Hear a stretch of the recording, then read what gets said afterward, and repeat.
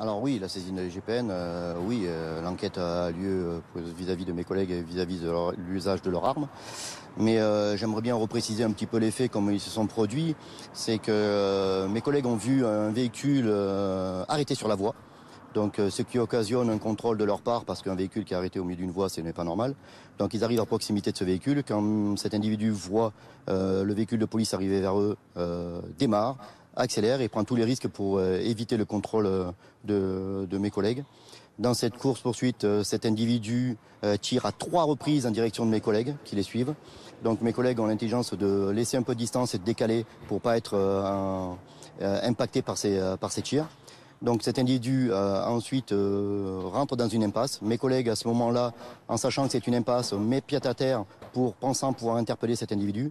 Celui-ci prend tous les risques, fait demi-tour et fonce délibérément sur mes collègues, donc en essayant de les écraser. Donc mes collègues n'ont pas d'autre choix que de tirer pour faire arrêter cette tentative d'homicide, parce que je vous rappelle qu'un véhicule qui fonce sur mes collègues avec une arme par destination qui est la voiture, c'est une tentative d'homicide. Donc mes collègues font usage de leur arme, mais ce véhicule continue à fuir.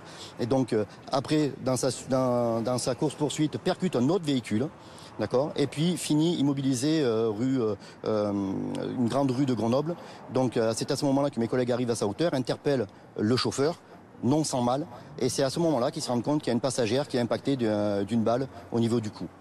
Vous nous confirmez que, a priori, cette passagère, elle, n'a pas fait usage d'une arme?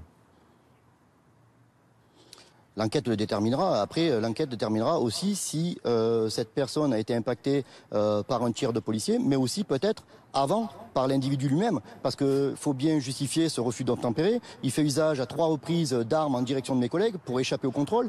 Donc voilà, l'enquête devra déterminer si cette personne était impactée avant ou du fait du refus d'obtempérer et d'un tentative d'homicide qu'ont fait mes collègues et usage de leur arme.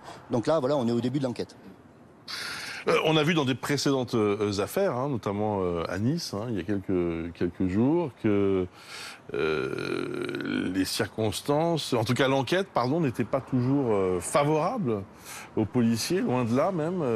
Est-ce que vous redoutez d'ailleurs dans cette affaire qu'il y ait une mise en examen, par exemple ? Bon, après, l'enquête le déterminera, mais les personnes de l'IGPN qui sont là pour enquêter sur l'intervention de police déterminera si ça nécessite une mise en examen ou pas.